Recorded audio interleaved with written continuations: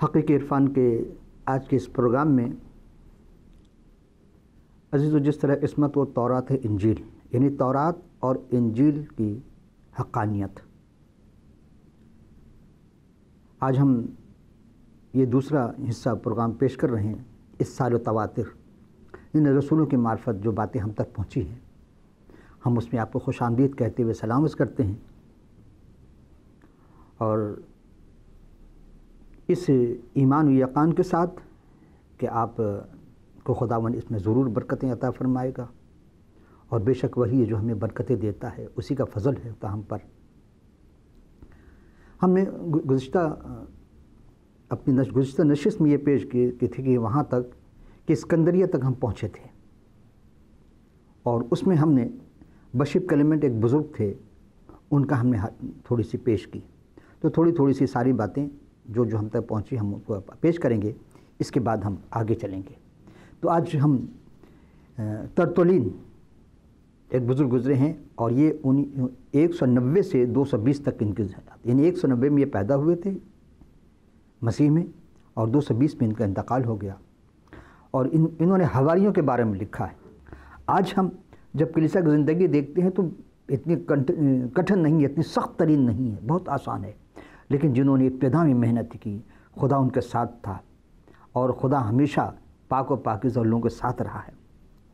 اور کلیسیوں کا تذکرہ اور حال کے بعد وہ لکھتے ہیں کہ انجیل کی روایت اربع ابتدا سے کلیسیوں کے ہاتھ میں رہی، یعنی جب آپ غور کریں گے تو اناجیل اربع کی ساری چیزیں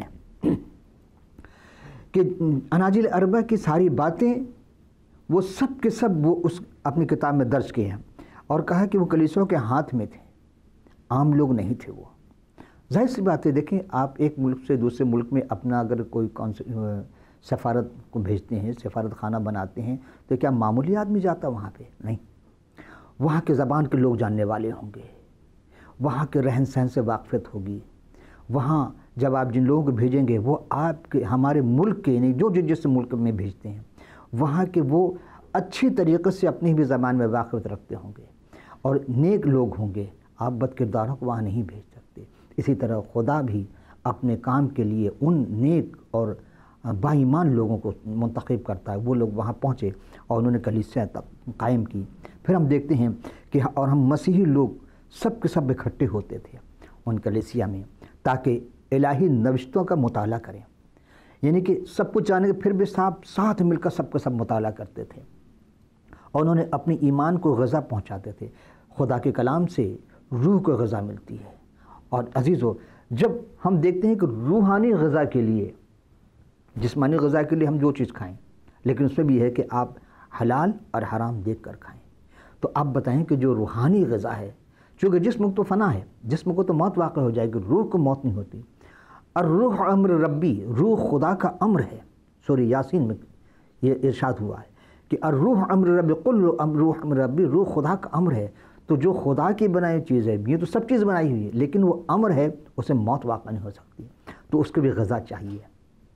اور ہم دیکھتے ہیں کہ ان کلمات مقدسہ میں جب انہوں نے کہا کہ ہم اپنی آرزوؤں کو بلند کرتے ہیں، اور اسی ودیعتوں کی تائید کرتے ہیں کہ جس کے لیے جناب یسوع المسیح کے صعود ہونے کے بعد، یعنی آسمان پر جب تشریف لے گئے روحانی زندگی کے ساتھ، روحانی جسم کے ساتھ گئے، تو 27 سال کے بعد ایسا ہوا کہ ایک شخص جس کا نام پولیکارپ تھا، یہ ان کے حواریوں کے شاگردوں میں سے تھے، اور وہ سمریہ ازمیر کے بشپ تھے، ان کو شہید کر دیا جاتا ہے۔ ان کی شہادت 166 مسیح میں ہوتی ہے، اور 166 مسیح سے مراد کہ یسوع المسیح کے 166 سال کے بعد وہ شہید ہو گئے، کر دیے گئے۔ یعنی کہ جب ان کی واقع انہوں نے ایک تصنیف کی، ایک کتاب لکھی، اب تک موجود ہے، اور وہ انجیل جس کتاب کو انہوں نے لکھی ہے وہ ان چاروں اناجیل کے راویوں پر اقتباس کی تھی انہوں نے۔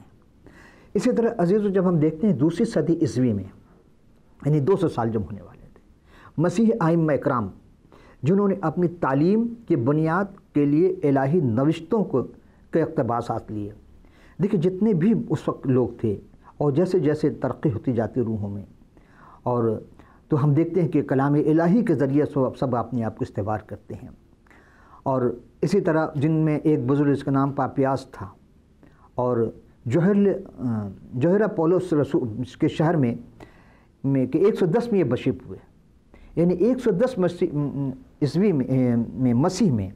اب ہم عیسوی اس لیے کہتے ہیں کہ چونکہ ہمارے یہاں زبان میں عام طور پر عیسیٰ علیہ السلام سے جو چیز منتخب کی گئی ہے اس کو یسوع المسیح کے نام سے، اور ہم اسے مسیح کہتے ہیں، یعنی عیسوی اور مسیح ایک ہی چیز ہے. جنہوں نے بولیکارپ کے زیر نگرانی اور ان کے معاونت سے، ان کے تعاون سے ایک کتاب مقدس کی تفسیر لکھی جو 6 جلدوں پر مشتمل تھی.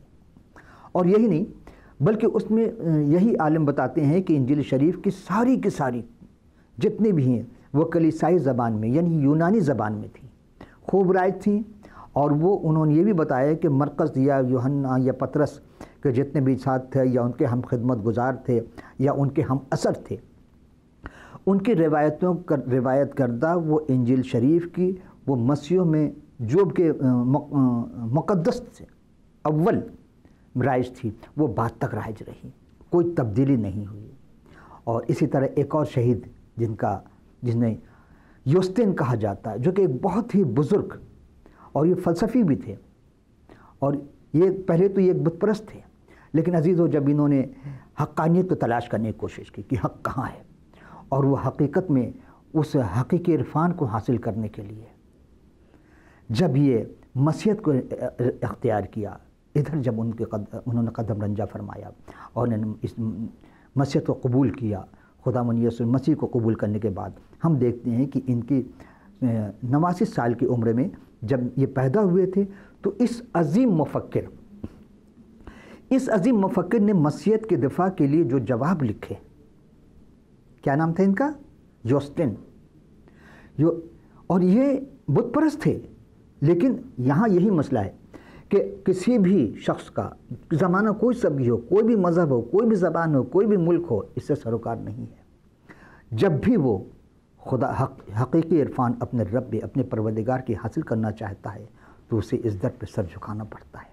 یہ جب آئے تو انہوں نے کتابیں لکھیں، اور دفاعی مضامین نے انہوں نے بھی انجیل پر بہت اعتماد کیا، اور اسی کی روایتوں کی بنیاد بنایا. انہوں نے ایک کتاب میں یوستین تحریر فرماتے ہیں کہ جب انہوں نے روم، ایفسس، اسکندریہ کی کلیساؤں کی زیارت کی تو اپنی عبادت گاہوں میں انجیل جلیل کی تلاوت کرتے اور اسی کے مطابق عبادت کرتے ہوئے پایا کہ جتنے بھی لوگ تھے انہوں نے خدا کی عبادت میں انجیل جلیل کو ایک اعلیٰ مقام پایا.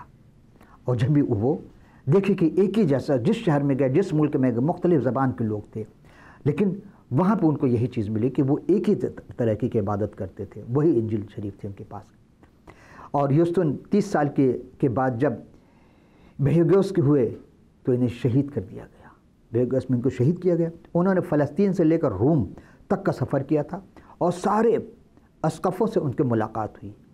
اور صرف انہیں بزرگ کا بیان ہے کہ میں ہر جگہ مسیح دیکھے، سب ایک جیسی تعلیم تھی ان کی، اور جو ناموس یعنی توریت شریف انبیاء اور یسوع مسیح کی تعلیم کے موافق تھی. یعنی کسی نے یہ نہیں کہا کہ ہاں یہاں غلط ہے وہاں غلط ہے، نہیں.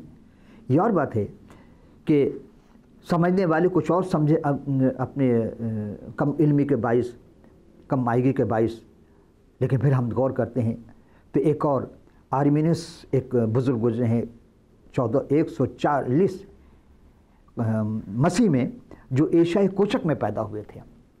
عزیزو، ایشیائے کوچک میں ایک پیدا ہونے والا شخص، بتائیے کہاں روم اور کہاں ایشیائے کوچک، کتنا فاصلہ ہے؟ کوئی تبدیلی ہونی چاہیے؟ نہیں، ایسا نہیں ہوا. بلکہ وہ یونانی بھی تھے، اور یوحنا رسول کے حواریوں میں سے تھے یہ. اور یوحنا رسول کے حواری جو شاگرد تھے بولیکاربوس، یہ ان کے تلمیذ تھے. اور ان کے شاگرد جب اتنے بزرگ ترین لوگ جن نے ان کے زانوِ ادب طے کیا. اور پھر یہی نہیں، آپ کی خدمات کا علاقہ لیوون کہلاتا ہے، جو 177 مسیح میں جب بزرگ مونیتوس کی شہادت ہو گئی تو انہیں بشپ مقرر کیا گیا تھا اس زمانے میں. اور آپ کی نوشتہ کی کتاب میں بھی یعنی انجیل شریف کی آیات بھری پڑی ہیں. جتنے بھی لوگ تھے اس طرح کے، ان سبوں نے انجیل شریف سے مفاد فائدہ اٹھایا اور اسی کو انہوں نے ذریعہ نجات بنایا۔ بلکہ ہم دیکھتے ہیں کہ ان لوگوں سے ملے جنہوں نے انجیل یعنی اس کی خوشخبری عطا کی، اور انجیل کی خوشخبری کیا تھی؟ یہی خوشخبری ہے کہ اس خدائے وحدہ لا شریک کو مانو اور اس کے کہے ہوئے پر عمل کرو، یعنی اس نے جو کتاب مقدس میں کہا ہے اور جس پر خود ان کا تکیہ تھا، وہ سارے کے سارے پھر خدا کی مرضی اور ارادہ سے انہوں نے اسے ممدون بنایا، مقرر کیا تھا تاکہ ہماری ایمان کے لیے ستون اور بنیاد کا کام کرے۔ تو ان لوگوں نے کتنی مشقتیں اٹھائی، اور یہی ہے کہ مسیح کے مردوں میں سے جی اٹھنے کے بعد اللہ نے رسولوں اور حواریوں کو روح القدس کا عطیہ دیا، چونکہ روح میں معمور ہو کر آئے تھے، کہنے جب تک تمہیں یہاں سے نہ نکلنا جب تک تمہیں روح القدس کا لباس نہ مل جائے۔ یہ خاص چیز ہے جو ہر کسی کو عطا نہیں ہوتی۔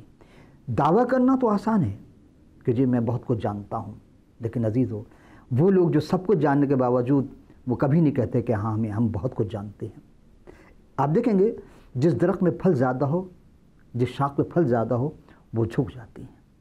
یہی چیز ہے کہ انجیل کی تعلیم یہ ہے کہ وہ عاجز ان کے حریم ہوتے ہیں۔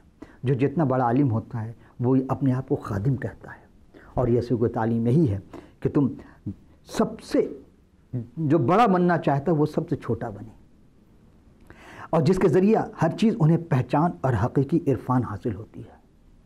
عزیزو تب وہ دنیا کے کونے کونے کی طرف روانہ ہو گئے اور لوگوں کو انجیل کی خوشخبری اور آسمانی سلامتی اور برکتوں میں شریک کرنے لگے۔ کیوں؟ اس لیے کہ ان میں ہر ایک کے پاس خدا کی وہ کتاب انجیل جلیل تھی، اور متی حواریوں نے اپنی انجیل یہودیوں کے لیے لکھی۔ اس وقت پطرس اور پولس روم میں تھے، اور امن و سلامتی جو کچھ پیش ہوا یہ سب اس نتائج میں ہوا۔ جب ہم غور کرتے ہیں کہ مسیحی دین کے ائمہ اکرام، خواہ وہ معاصرین رسول ہوں، یعنی اس زمانے کے جو بھی تھے، یوحنا یا پطرس یا لوقا یا حضرت متی، ان کے معاصرین ہوں، ان کے ہمعصر ہوں، یا ان کے بعد ان کو جگہ ملی یا انہوں نے جن کو بھیجا تعلیم دی، ان کے بعد مسلسل آتے رہے، اور یہ سب ان جتنے بھی تھے علماء میں سے تھے جو عالم کہے جاتے تھے، جن کے پاس بہت زیادہ علوم تھے، روحانیت بھی تھی اور ظاہری و باطن ہر چیز سے آراستہ تھے، اور ان سب نے کتاب مقدس کے صاحب سے اقتباس کیا، اور اسی اقتباس میں وہ اپنے کام اور کلام یعنی فعل بھی اور گفتگو بھی، وہ سب کے سب انہوں نے اسی سند کی شہادت پکڑی تھی جو خدا نے اپنے کلام میں کہا ہے۔ پھر ہم دیکھتے ہیں کہ تیسری ایک اور بات آتی ہے ہمارے سامنے کہ کتب مقدسہ پر ان کا اتنا اعتماد تھا، اتنا یقین تھا کہ اس بات کی ترجمانی کرتے تھے کہ وہ سارے مسئلوں میں قول فصیل ہو اور حکم کا درجہ رکھتے تھے کہ جو بھی خدا نے کہا ہم اسی کے مطابق کام انجام دیں گے۔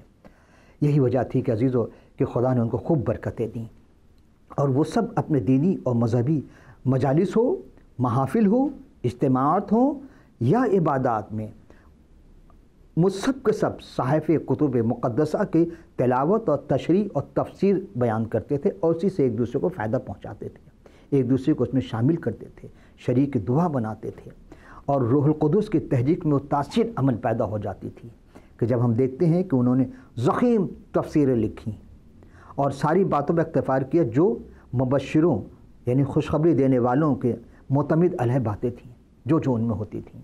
آخری ایک جملہ عزیزو کہ آپ غور کریں، آغاز مسیحیت سے ہی سارے کے سارے مسیحی اپنے گروہ اور مذہب کے اختلاف کے باوجود کتب مقدسہ ہی پر یقین و ایمان رکھتے تھے۔ جب اب ہم وہ گفتگو آغاز کر رہے ہیں عزیزو کہ آخری یہ باتیں جو ہم تک پہنچی ہیں ہم نے کیسے حاصل کی، تو ہم نے شروع میں ایک دفعہ کہا تھا آپ سے کہ ہم آپ کی خدمت میں قدیم نسخے پیش کریں گے۔ یہ قدیم نسخے آئے کہاں سے ہمارے پاس؟ جن ذخائر کی حفاظت کی ان مسیحوں نے، ان خدا کے نیک بندوں نے، ان میں ایسے ذخائر بھی جن کی کتاب مقدس کے صحائف کے مخطوطات، یعنی خطوط کا جمع ہے، خط اس کا جمع مخطوطات جو لکھے گئے تھے اور جن کے قدامت کی تاریخ اسلام سے بھی کئی صدیوں پہلے کی بات ہے. انہیں بھی پیغمبر اسلام بھی نہیں آئے، ان کا کوئی پتہ بھی نہیں تھا، اور قرآن تو خیر میں نہیں کر سکتے، اس وقت کو قرآن کی بھی کوئی بات نہیں ہو رہی تھی.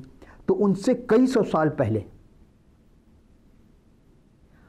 کی باتیں ہیں جو اب ہم آپ کی خدمت میں پیش کر رہے ہیں. میں نے شروع میں کہا جناب حضرت آدم سے شروع کیا، اور اب یہاں تک ہم پہنچ چکے ہیں کہ کہیں بھی ہمیں ایسی چیز نظر نہیں آتی کسی نے تبدیلی کی ہو، تحریف کی ہو. اس لیے عزیزوں کہ ہم کوشش کرتے رہے کہ کہیں ہمیں کوئی ایسی چیز مل جائے تاکہ ہم اس کو بیس بنا سکے کہ ہاں جی تبدیل ہو گئی بائبل. لیکن کلام خدا میں ہمیں کہیں نہیں ملی، نہ قرآن میں یہ لفظ ملا. اب آئیے ہم دیکھتے ہیں کہ ان کتاب مقدس کا اسکندریہ والا نسخہ 3 قدیم نسخوں میں سے ایک اہم ہے. اسی طرح قسطنطنیہ کے بطریق کیپروس لوکارس جو 1628 مسیح میں یعنی 1628 عیسوی میں اس نسخہ کو شاہ انگلستان چارلس اول کو ہدیتاً دیا تھا. کب کی بات ہے؟ 1628 مسیح یعنی عیسوی کی بات ہے. یہ یونانی زبان میں ہے اور کتب خانہ اور کتب مقدس ہے کہ سارے صحائف پر مشتمل ہے. یہ ایک قلمی نسخہ تھا، اور ایک یہ مصری خاتون تھی جن کا نام تھا تقلا. ان کے ہاتھ کی لکھی ہوئی تھی. ظاہر سی بات ہے ہاتھ کی لکھی ہوئی چیز کو قلمی نسخہ کہا جاتا. انہوں نے لکھا تھا. وہ مصر کے رہنے والی تھیں. 325 مسیح کے آس پاس کپروس پیٹریارک نے خود اپنے ہاتھوں سے اس پر تعلیق کی کہ وہ اس کتاب کی نقل کے تاریخ بالا سے متفق ہیں. حروف ثلث میں یہ نسخہ لکھا ہوا ہے، اور ہر یعنی ورق کا ہر صفحہ 2 کالمی ہے، اور ہر کالم میں 50 سطور ہیں. یعنی 2 کالم میں لکھے گئے تھے، اور ہر سطر میں 50 لائن، ہر کالم میں 50 سطور تھے، 50 لائنیں تھیں. اور یہ نسخہ قلمی ابھی تک موجود ہے. جی اگر کوئی دیکھنا چاہے، جس کا دل چاہے، وہ برٹش میوزیم میں جا کر کے اس نسخے کی زیارت کر سکتا ہے، دیکھ سکتا ہے کہ ہاں یعنی طلوع اسلام سے تقریباً یہ 285 سال پہلے کی بات ہے. یعنی ابھی طلوع اسلام سے 285 سال پہلے کا یہ سال اس نسخہ کا وجود میں تھا. اس سے پہلے کسی قلم نسخہ وجود نہیں تھا. اور قلم نسخہ ایک دہقانی قلم نسخہ کہلاتا ہے. یہ بھی ملا. پھر ہم غور کرتے ہیں، یہ جھلی پر لکھا ہوا یہ 3 ثلثی حروف پر تھا، یعنی 6 حروف پہ تھا، اور ہر صفحے پر 3 کالم بنے ہوئے تھے، اور جدول اور یعنی کالم میں 42 سطر تھے. عزیزو پہلا تھا وہ 50 سطر کا تھا، لیکن 2 کالم تھے. اب 3 کالم میں لکھے ہوئے چیزیں ملی. یہ بھی کتاب مقدس سارے صحیفے تھے. علماء اس پر اتفاق کرتے ہیں کہ کلمی نسخہ تقریباً 3 صدی عیسوی کے آس پاس ہے. یہ تقریباً پیغمبر اسلام کی ولادت سے بھی 300 سال پہلے کی باتیں ہیں. تو اگر تحریف ہو گئی ہوتی تو یہ چیزیں کیسے نظر آئیں؟ تیسری ایک اہم قلمی نسخہ یا مخطوطائی سینیائی کہا جاتا ہے. سینیا سے آپ سمجھ گئے ہوں گے، یعنی سینیا جہاں حضرت موسیٰ کے متعلق قرآن میں ہے کہ وہ صحرائے سینا میں سفر کرتے 40 سال تک اپنے ان لوگوں کو لے کر، تو اسی لیے اس کا نام سینیائی مخطوطہ کہلایا. کیونکہ جب سینیا کے ایک جرمن عالم تھے، اور ان کا نام تھا، یہ تشند الروف تھا، ان کا نام تھا. تشند الروف کو جب ملا تھا، یہ ویکتیانی نسخہ قدیم نسخہ ہے، اور حروف ثلثی کبیر میں رق یا جھلی پر 4 کالموں یا 4 جدول پر لکھے ہوئے تھے یہ، اور ہر جگہ کوہنی ٹپکتی تھی، یعنی بہت ضخیم تھا یہ بھی. چونکہ صدرف نے یہ نسخہ بطور ہدیتاً زار روس الیگزینڈر کو دیا تھا. اس زمانے میں الیگزینڈر کو جو نسخہ ملا تھا، جو دیا تھا، انہوں نے، یہ جرمن عالم تھے، انہوں نے ان کو پیش کیا تھا تحفتاً. اس لیے اس وقت تک روس میں وہاں کوئی چیز تبدیلی نہیں ہوئی تھی، روس الگ نہیں ہوا تھا. یہ اس زمانے کی بات ہے جب تک وہاں بایشوں کی غدر نہ ہوا تھا، یعنی کہ غدر روس سے پہلے کا یہ واقعہ ہے. اسی طرح بعد ہو یہ برٹش میوزیم والے نے انہیں ان سے خرید لیا اور وہ بھی ابھی تک لندن کے میوزیم میں موجود ہیں۔ افرائیمی نسخہ یہ پیرس کے نیشنل لائبریری میں ہے۔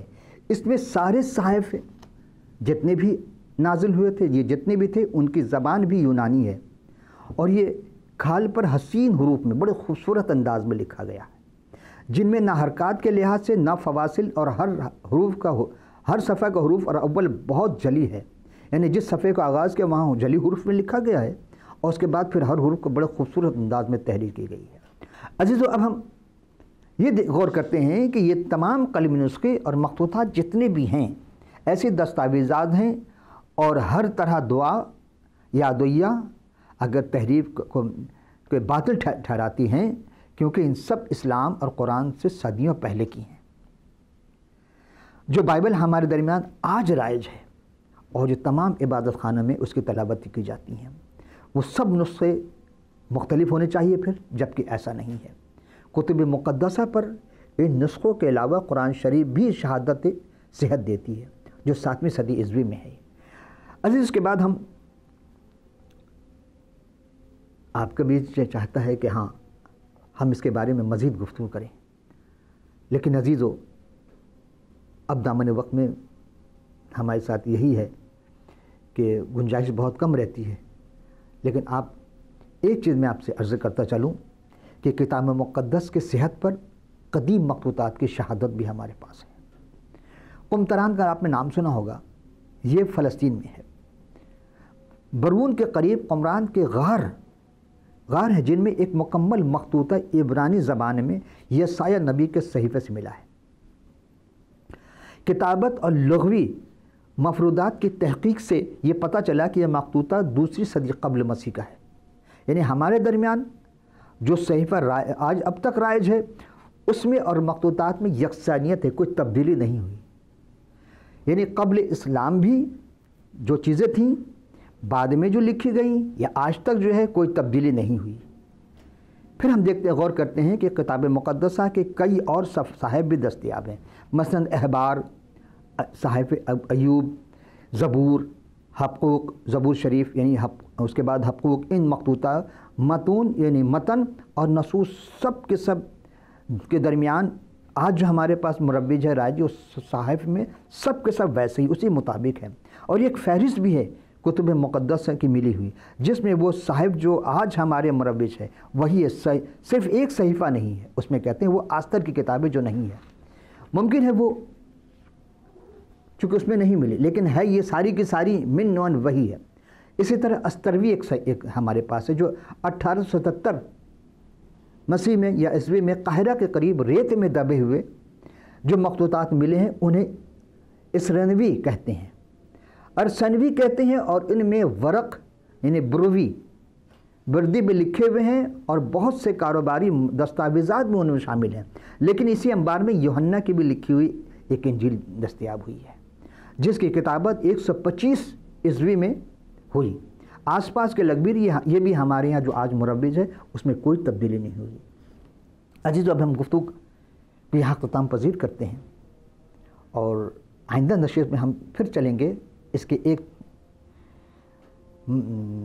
آثار قدیمہ کے بارے میں ہم بتائیں گے کہ بائبل شریف کس طرح ہمیں بتاتی ہے، وہ آیت جو ہم آپ کو پہلی قسط میں پیش کر چکے تھے کہ پتھر پکار اٹھیں گے۔